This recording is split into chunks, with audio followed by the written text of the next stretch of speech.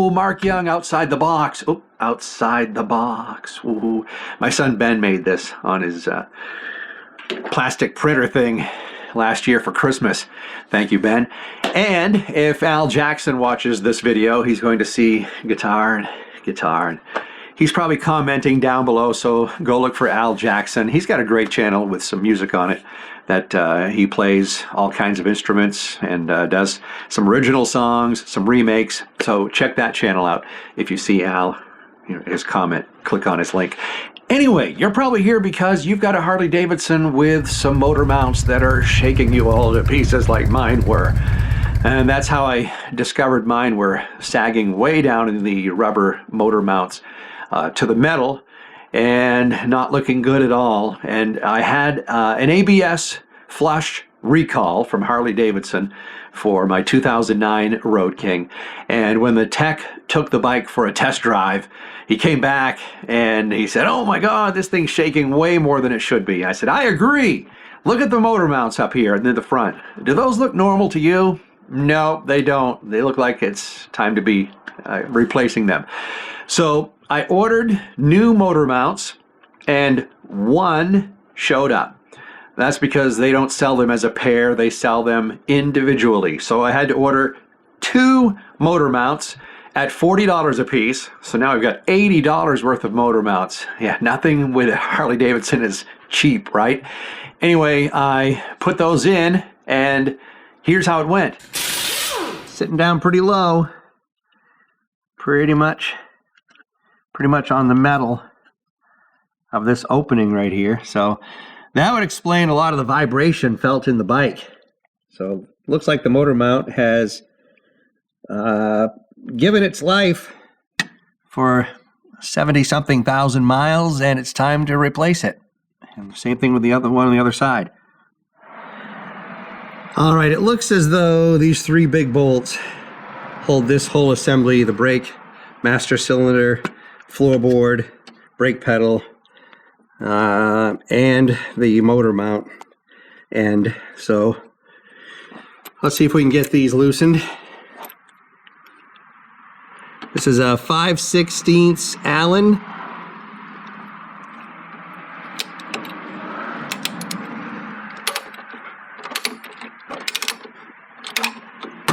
Now I want to get a jack and support the motor before we go any further, just in case.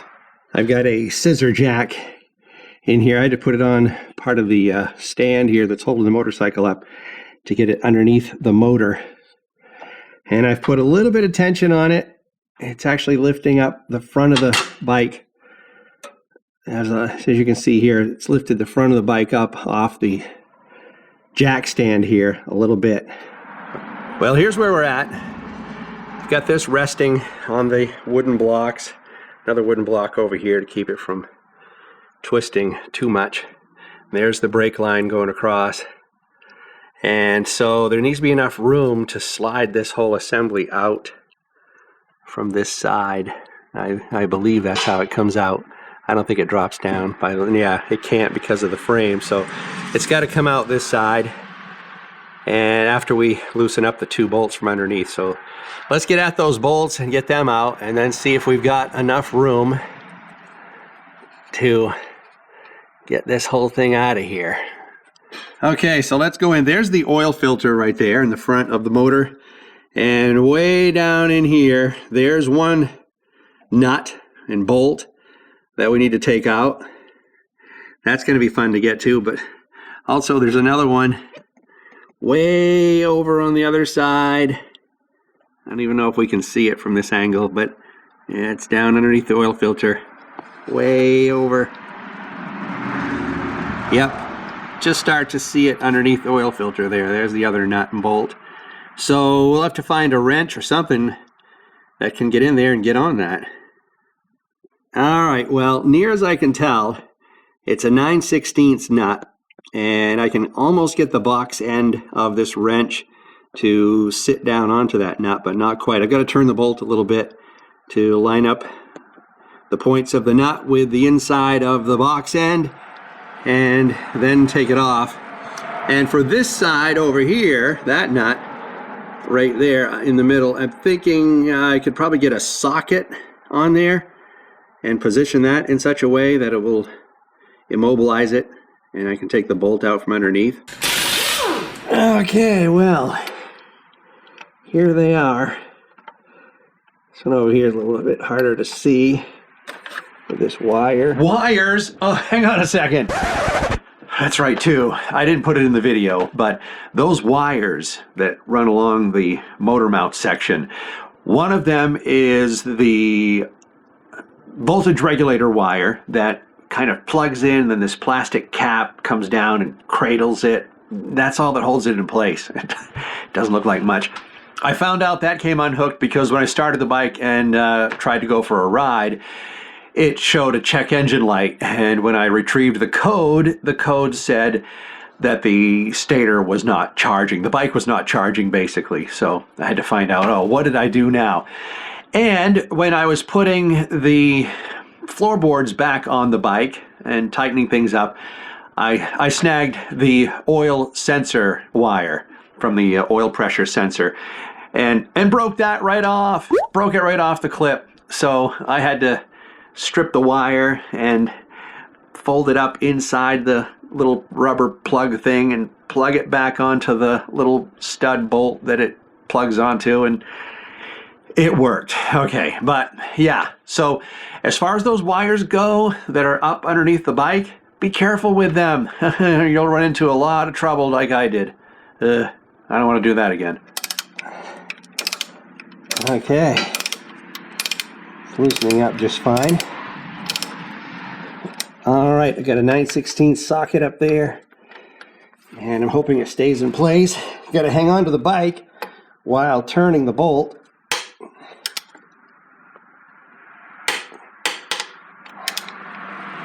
Okay. Of course, putting those nuts back on is probably going to be a lot of fun. All right, I removed the two bolts.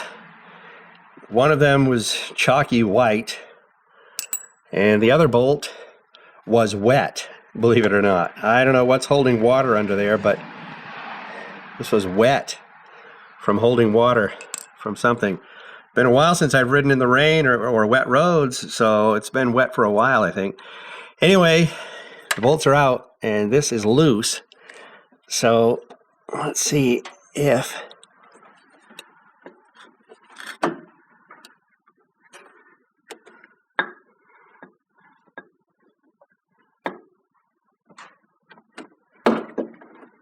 Here we go. Well, what I did is I dropped it down a little bit and then turned it. Okay, then I turned it sideways, and it looks as though it will and should come right out. That's the other motor mounts hitting on a wire underneath. Just enough room to get it out of there, maybe, maybe not. No, it's stuck. All right, how about if I go up above the wire? Oh, the other motor mount popped right off. Look at that. Okay, I don't think it's supposed to do that, but let's pick it up and see what we've got here. Hey, it looks like it became unattached to the metal mount here, the metal washer thing, with a special groove in the top here. Then it looks like it rotated around about like this. So as you can see, the thicker rubber, with it facing up like this, is on the bottom, and what it looks like it did is it rotated so the thinner rubber was on the bottom. And I don't know if that's what's happened over here on this side or not. It doesn't feel like it's turning, nope. So, but still, as you can see, it's squatted down in there pretty tight. So it's time to remove these bolts from this assembly and bolt on the new ones. All right, well, thanks to this adjustable, might not be the proper way to do this, but it worked, to hold this steady. Take these bolts out, which came out with a 3/8 bit Allen socket. And here are the motor mounts. This one's still solid, and it's still oriented right. This is the one that was loose, and seems the rubber turned a bit where it shouldn't have gone. So there are the old ones. Let's get the new ones. Here are the new ones from Drag Specialties. There's the part number. This is an 09 Harley-Davidson. I'm sure it fits more years than 09. One thing I like to do is compare the new with the old, and as you can see, the new has kind of an oval shaped sleeve in here, where this one is round. And turning him over this way, you can see that mount, part of it is different. I think I got the right mounts anyway. I mean, they both have the notches here and here. The one thing I did notice on the package, though, is the part number and then description: mount front motor FLT 09 through 16. Now this is an FLH. I don't know if that's what the FLT refers to. So otherwise they look about the same on the outside, and also this collar. If you put this rubber collar end to end, they look to be about the same there. Alright, so this notch up here, that coincides with this bump on the end of the bracket here, right there. So that provides the proper orientation for the motor mount on each side. It's all back together finally. It took a little bit to line up those two main bolts to get them up through into the motor, through the motor mount on the engine case. Took a bit to line them up, but once I did, they slid right up through.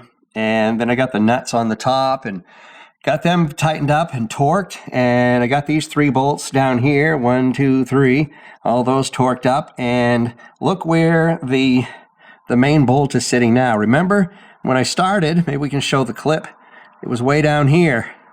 Now it's way up there. I think that's where it's supposed to be.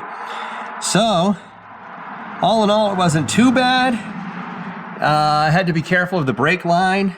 Hopefully I didn't damage it. It doesn't look it, but that's one thing to be concerned with.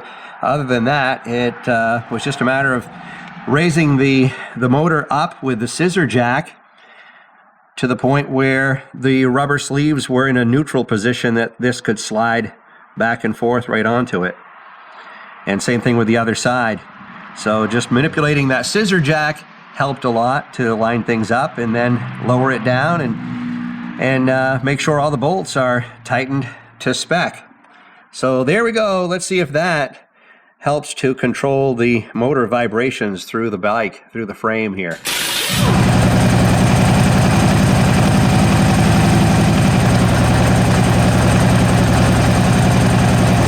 All right, there you have it. Successful installation of the front motor mounts. The bike rides a lot better, like brand new. So if your bike is shaking you all over the place, check those motor mounts, see if they're worn out. Thanks for watching, and until my next video, keep thinking outside the box.